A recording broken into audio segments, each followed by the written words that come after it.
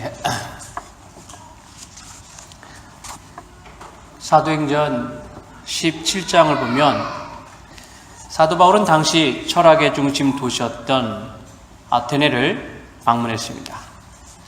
그가 아테네를 방문했을 때 그 도시에는 수많은 철학자들이 있었는데 그들은 새로운 가르침을 아는 일 외에는 시간을 쓰는 것을 아까워했습니다. 불을 좀 켜주시겠어요? 네. 언제나 그들은 새로운 철학과 새로운 지식을 알기 위해서 애를 썼고 새로운 것이 아니면 거들떠 보지도 않으려고 했습니다. 바울은 그들이 새로운 철학과 새로운 지식에 목마르고 있다는 사실을 알고는 그들에게 예수 그리스도의 부활에 대해서 가르쳤습니다. 이 사실 부활이라고 하는 개념은 동서양을 막론하고 당시에 존재하지 않은 개념이었기 때문에 많은 철학자들은 바울의 부활에 대한 말에 귀를 기울였습니다. 사도행전 17장 18절에 이렇게 말씀하고 있죠. 어떤 에피쿠로스와 스토아 철학자들도 바울과 쟁론할세 어떤 사람은 이르되 이 말쟁이가 무슨 말을 하고자 하느냐 하고 어떤 사람은 이르되 이방 신들을 전하는 사람인가 보다 하니 이는 바울이 예수의 부활을 전하기 때문이로라. 여러분, 바울은 아테네의 철학자들과 지식인들이 부활에 대한 지식을 알고 싶어 한다고 하는 것을 알았습니다.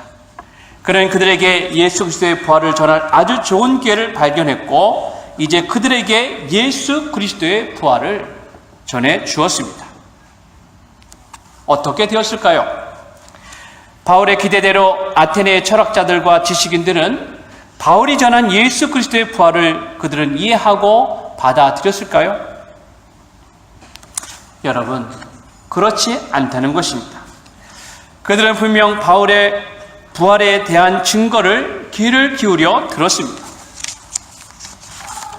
거기에 무엇인가 새로운 사상이 있는가 해서 그것을 배우려고 그들이 열심이었습니다. 하지만 그들의 이성으로서는 도저히 부활을 이해할 수가 없었습니다. 사람이 죽었다가 다시 살아나는 일은 있을 수 있지만 부활은 단지 살아나는 것이 아니라 변화되어 완전한 몸으로 살아나는 것이라고 하기 때문입니다. 이전에 한 번도 들어보지 못한 그런 너무나 놀랍고 너무나 새로운 부활의 개념을 아테네의 철학자들은 받아들일 수가 없었습니다. 그래서 그들은 곧 실증을 느꼈고 바울을 조롱하기도 하고 나중에 다시 듣겠다고 하면서 그 자리를 피하기도 했습니다. 사도행전 17장 32절에 이렇게 말씀하고 있죠. 그들이 죽은 자의 부활을 듣고 어떤 사람은 조롱도 하고 어떤 사람은 이 일에 대하여 내 말을 다시 듣겠다 하니 오직 소수의 사람들만이 바울이 전한 부활의 복음을 듣고 깨달았고 예수 그리스도를 구주로 기꺼이 믿기로 결심을 했습니다. 몇 사람이 그를 가까이하여 믿으니 그 중에는 아레오바고 관리 디오누시오와 다말이라 하는 여자와 또 다른 사람들도 있었더라. 사도행전 17장 34절의 말씀입니다. 여러분, 날마다 철학만을 생각하고 날마다 새로운 것만 추구하는 아테네 사람들은 왜 바울이 그들에게 예수 그리스도의 부활을 증거했을 때에 그들은 전혀 받아들이지 못했을까요? 그것은 예수 그리스도의 부활이 그들의 열린 사고 체계로서도 도저히 받아들일 수 없는 너무나 놀라운 일이었기 때문입니다. 네이버에서 정보를 찾다가 네이버 지식인의 어떤 사람이 쓴 글이 제 눈에 띄어서 여러분에게 일부 발췌해서 한번 말씀을 드리려고 합니다. 그 사람이 그 지식인에 뭐라고 썼냐면 대한민국 목사님과 전도사님들에게 올리는 글 해서 저도 대한민국의 목사님이니까 저에게 하는 말이라 생각을 해서 한번 보았습니다. 일부만, 좀 긴데요. 일부만 여러분께 말씀을 드리겠습니다. 제발 부탁입니다. 당신들은 진실을 알지 않습니까? 누구보다 잘 알고 있는 당신 사람들이 당신들이지 않습니까? 중략하고요. 네이버 지식인에 올 일은 없겠지만 혹시라도 보신다면 자신의 이익이나 자신의 모든 삶이라도 제발 이제 그만 좀 해주세요. 당신들은 성경이란 말 아래 사기를 치는 사기꾼 인생을 살고 있습니다. 중략하고요. 그러나 맹신자들을 농락하는 짓을 그만해 주시면 좋겠습니다. 평생을 사기꾼으로 살지 않기를 바랍니다. 이렇게 썼습니다. 다른 사람들하고 좀 달리 이 사람 굉장히 솔직하게 호소를 하고 있어서 제 눈에 띄었습니다. 그는 정말로 대한민국 목사님과 전도사님들에게 간절히 호소하고 있죠. 아마 그는 목사님들이 진실을 알고 있다라고 생각하는 것 같습니다. 그럼 무슨 진실이냐? 목사님들이 알고 있는 진실은 성경은 거짓말이고 또 성경에서 가르치는 예수님에 대한 말씀도 거짓말인데 알면서도 자기 지위와 자기 교회를 유지하기 위해서 목사님은 거짓말을 하고 있다. 알면서 거짓말한다는 것이죠. 그러니까 이제는 제발 거짓말하지 말라. 솔직하게 거짓말하지 말라. 이렇게 하는 호소문입니다. 그 사람의 말대로 한다면 저는 지금 거짓말인 줄 알면서 여러분들에게 말씀을 전하고 있는 셈입니다. 예수님이 부활하지 않은 걸 제가 뻔히 알고 있는데 여러분들에게 지금 약간 사기성을 넣어서 지금 말을 하고 있는 거죠. 교회를 운영하려고 이렇게 표현할 수 있는 것입니다. 여러분, 제가 이제 목사님들에게 호소를 했으니까 네이버 지식인의 간절한 마음으로 호소문을 올린 그분에게 저도 25년이나 목회자의 길을 걷고 있으니까 그가 볼 때 사기꾼의 자격을 충분히 갖추고 있습니다. 저도 진실을 알고 있는 사람 중에 하나죠. 내부인이니까요. 저도 그 사람이 보시기에 진실을 알고 있는 사람이니까 솔직하게 말씀을 드리도록 하겠습니다. 진실을 말씀드릴게요. 여러분 긴장하셔도 됩니다. 오늘 역사가 뒤바뀔지도 모릅니다. 저 한마디에 진실은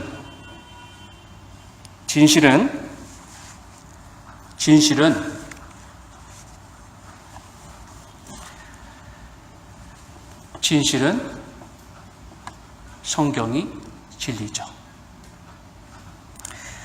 진실은 성경의 진리이고 예수 그리스도의 부활도 진리라고 하는 것입니다.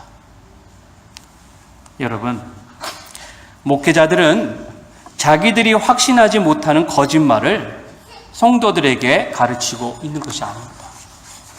사기꾼이 아니란 얘기입니다. 그들은 분명 그들이 확신하는 진리를 성도들에게 가르치고 있는 것이죠. 오히려 때때로 너무나 분명한 진리인데 단지 진리를 전하는 입술이 부족함을 느낄 때가 많이 있습니다. 성도 여러분, 성경은 진리입니다. 성경은 진리를 증거하고 있고 성경은 진리만을 나타내고 있습니다. 만일 성경이 진리가 아니었다면 수천 년의 역사 속에서 분명히 성경은 오류라고 드러나게 되었을 것입니다. 여러분, 오늘 우리가 읽은 말씀을 보십시오. 오늘 우리가 읽은 말씀은 예수님께서 십자가에서 죽으시고 사흘째 되던 날 새벽 예수님을 따르던 여인들이 예수님의 시체를 향품으로 깨끗하게 닦기 위해서 무덤으로 찾아갔을 때 일어난 일입니다. 여러분, 그런데 이 여인들이 만난 것은 예수님의 시신이 아니었습니다. 거기서 그들은 빈 무덤을 발견했고 예수님의 시신이 안치되어 있던 자리도 역시 비어있는 것을 발견했습니다. 그리고 여인들은 그곳에서 2명의 천사들을 만났습니다. 천사들은 여인들을 향해서 이렇게 말을 했습니다. 어찌하여 살아있는 자를 죽은 자 가운데서 찾느냐? 여기 계시지 않고 살아나셨느니라. 갈릴리에 계실 때에 너희에게 어떻게 말씀하셨는가를 기억하라. 이르시기를 인자가 죄인의 손에 넘겨져 십자가에 못 박히고 제3일에 다시 살아나야 하리라 하셨느니라 한데, 실제로 예수님은 제자들과 가이사라 빌립보에 가셨을 때 자신의 고난과 죽음 그리고 부활에 대해서 분명하게 제자들에게 말씀해 주셨습니다. 누가복음 9장 22절에서 이렇게 말씀합니다. 이르시되 인자가 많은 고난을 받고 장로들과 대제사장들과 서기관들에게 버림받아 죽임을 당하고 제3일에 살아나야 하리라 하시고, 한마디로 말해서 제자들과 또한 여인들은 이미 예수님께서 자신의 죽음과 부활에 대해서 말씀하시는 것을 듣고 그들은 알고 있었다고 하는 것입니다. 성도 여러분, 그런데 왜 여인들은 오늘 본문에 나오는 것처럼 예수님의 시체가 없는 것을 보고 심히 놀라고 그들은 두려워했을까요? 여인들은 예수님의 무덤이 비어있는 것을 보고도 예수님이 부활하셨다고 하는 것을 알지 못한 이유는 무엇입니까? 그것은 여인들이 예수님의 부활에 대한 말씀을 듣고도 믿지 않았기 때문입니다.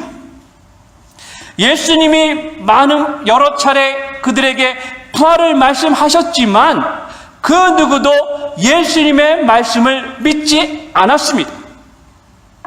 심지어 예수님의 수제자였던 베드로도 예수님의 부활을 전혀 믿지 못했습니다. 그래서 여인들이 예수님의 빈 무덤과 천사들을 만난 소식을 전해 주었을 때에도 그들 중에 아무도 그 말을 듣지 않았습니다. 사도들은 그들의 말이 허탄한 듯이 들려 믿지 아니하나.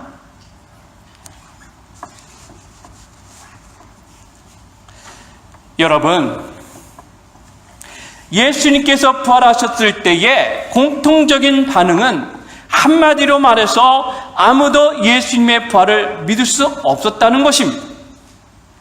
그들이 예수님의 부활을 믿지 않은 이유는 분명합니다. 그것은 부활은 도저히 일어날 수 없는 일이라고 그들이 생각했기 때문입니다.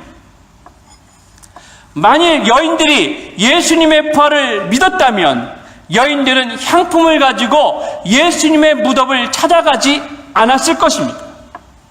오히려 그들은 3일을 기다리면서 예수님의 부활을 준비하고 기다렸을 것입니다.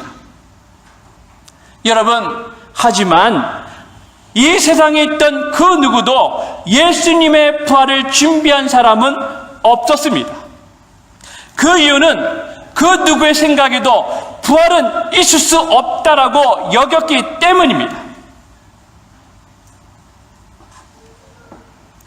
아무리 예수님께서 제자들에게 여러 번 말씀하셨다 할지라도 죽은 자의 부활은 우리가 살고 있는 이 세상에서는 도무지 일어날 수 없는 일이라고 모든 사람들이 다 그렇게 생각을 한 것입니다.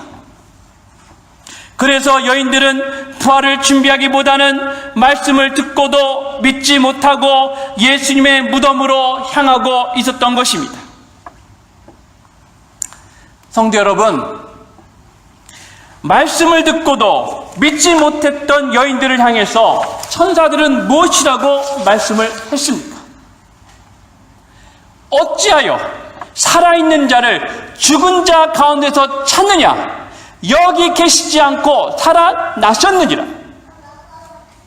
성도 여러분, 천사들은 예수님이 부활하실 것이라고 하는 말씀을 듣고도 믿지 않고 무덤을 찾아온 여인들에게 지금 안타까운 마음을 담아서 말하고 있는 것입니다. 어찌하여 살아있는 자를 죽은 자 가운데서 찾느냐?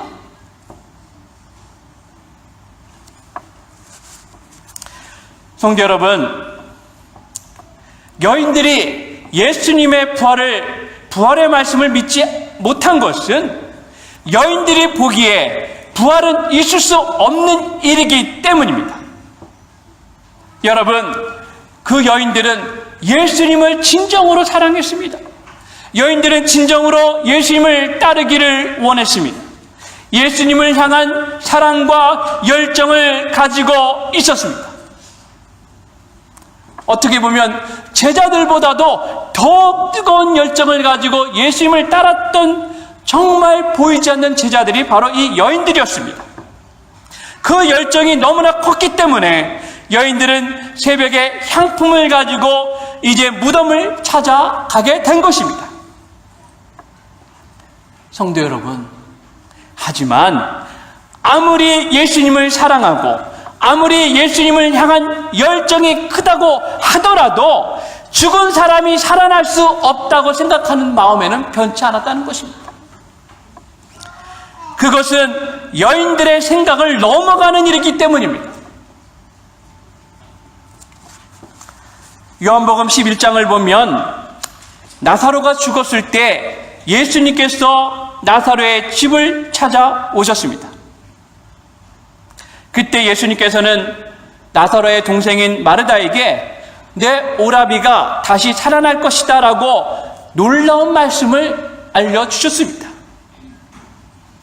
하지만 마르다는 그 말을 듣고도 대수롭게 여기지 않았습니다. 마르다의 대답을 한번 보십시오. 요한복음 11장 24절에 보니까 마르다는 정말로 아무 생각 없이 이렇게 답했습니다.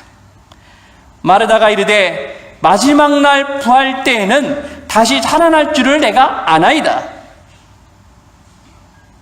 여러분, 이 말을 다시 표현해 볼까요? 물론입니다, 예수님. 우리 오빠가 마지막 부활의 날에는 다시 살아나겠죠? 그것도 그때 가봐야 알 일이지만 말입니다. 이런 표현입니다. 여러분, 예수님은 지금 그의 오빠 나사로가 다시 살아날 것이다 라고 말씀하고 있습니다. 그런데도 마르다는 그 말을 전혀 믿지 못하고 있습니다. 그 일은 일어날 수 없는 일이라고 마르다는 이미 단정 짓고 있기 때문이죠. 그래서 예수님은 정말로 안타까운 마음을 담아서 마르다에게 이렇게 말씀하셨습니다. 요한복음 11장 25절 26절에 이렇게 나와 있습니다. 예수께서 이르시되 나는 부활이요 생명이니 나를 믿는 자는 죽어도 살겠고 무릇 살아서 나를 믿는 자는 영원히 죽지 아니하리니 이것을 내가 믿느냐? 이것을 내가 믿느냐? 여러분 믿습니까? 여러분 믿습니까? 여러분들도 안 믿으시는군요. 네, 여러분 믿음이 있어야 되는 것입니다. 성도 여러분, 우리들에게 정말로 필요한 믿음은 무엇일까요? 믿을 수 있는 정도만 믿는 게 믿음입니까? 여러분, 내 생각과 내 경험과 내 지식을 뛰어넘는 믿음이 진정한 믿음인 것입니다. 내가 믿을 수 있는 것만 믿으라고 하는 것은 참된 믿음이 아닌 것입니다. 여러분, 여인들은 자기들이 믿을 수 있는 것만 믿으려고 했습니다. 그렇기 때문에 예수님께서 그토록 자주 말씀을 하셨음에도 불구하고 그들은 그 말씀을 이루어질 수 없는 일이야 생각하고 전혀 부활을 준비하지 못한 것입니다. 아마 오늘 이 자리에서 말씀을 듣는 여러분들도 마찬가지일 것입니다. 제가 하는 말씀을 어떤 분들은 거짓말로 생각하고 어떤 분은 그냥 한 귀로 듣고 한 귀로 흘려버리는 분들도 있을 것입니다. 여러분, 믿음은 말씀을 믿는 것입니다. 말씀을 믿을 때 우리 삶에서 진정한 변화가 일어난다고 하는 것입니다. 사랑하는 성도 여러분, 예수님의 부활은 우리가 믿던 모든 것들이 얼마나 초라한가를 분명하게 보여줍니다. 우리가 그동안 믿으려고 했던 것들이 얼마나 작고 얼마나 어리석은 것인가를 우리들에게 보여주고 있습니다. 그리고 정말로 우리가 얼마나 크신 하나님을 믿어야 할지를 우리들에게 분명하게 보여주고 있습니다. 성도 여러분, 예수님은 믿음이 없는 제자들을 향해서 이렇게 말씀을 하셨습니다. 마태복음 17장 20절의 말씀입니다. 만일 너희에게 믿음이 겨자씨 하나만큼만 있어도 이 산을 명하여 여기서 저기로 옮겨지라 하면 옮겨질 것이요 또 너희가 못할 것이 없으리라. 성도 여러분, 예수님의 부활은 죽은 자가 살아나는 것입니다. 그것도 그냥 살아나는 것이 아니라 영원히 변치 않을 몸으로 변화되어서 시공을 초월하는 존재로 살아나는 것입니다. 너무나 믿기 어렵기 때문에, 아마도 이 말을 듣는 여러분 중에 너무나 꿈 같은 이야기이기 때문에 많은 사람들이 부활을 믿지 못하고 부활로 인해서 실족하는 사람들도 많이 있습니다. 성도 여러분, 기독교의 핵심은 부활입니다. 여러분, 실제로 크리스마스보다 부활이 더욱더 오래된 절기입니다. 초대 그리스도인들은 처음부터 부활을 절기로 지켰습니다. 여러분, 왜 그렇습니까? 예수님의 부활은 우리의 믿음을 보여주는 척도이기 때문입니다. 우리가 예수님의 부활을 믿고 그것을 나의 소망으로 삼고 있다고 한다면 우리는 진정으로 믿음이 있는 사람입니다.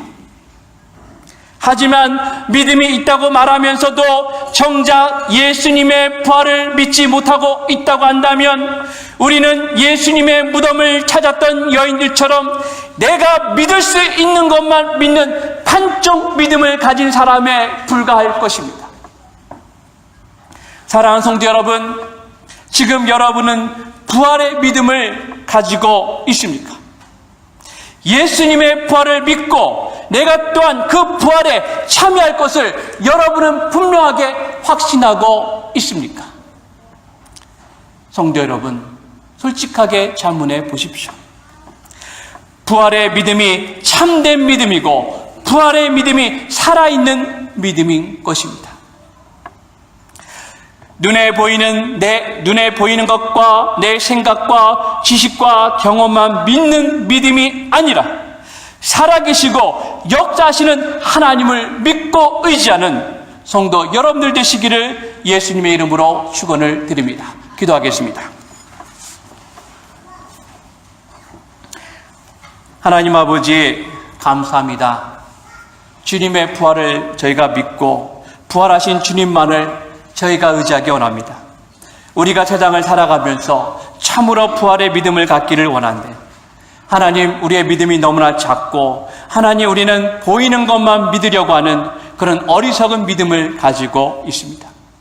부활의 부활은 예수 그리스도의 부활은 정말 하나님의 능력과 하나님의 역사하심과 하나님의 모든 것이 얼마나 크고 놀라운가를 보여주는 분명한 증거입니다.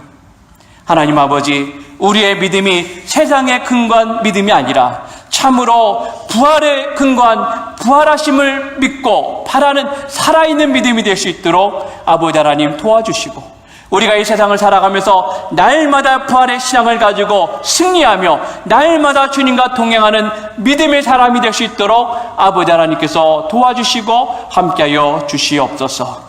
거룩하신 우리 주 예수 그리스도의 이름으로 기도드리옵나이다. 아멘.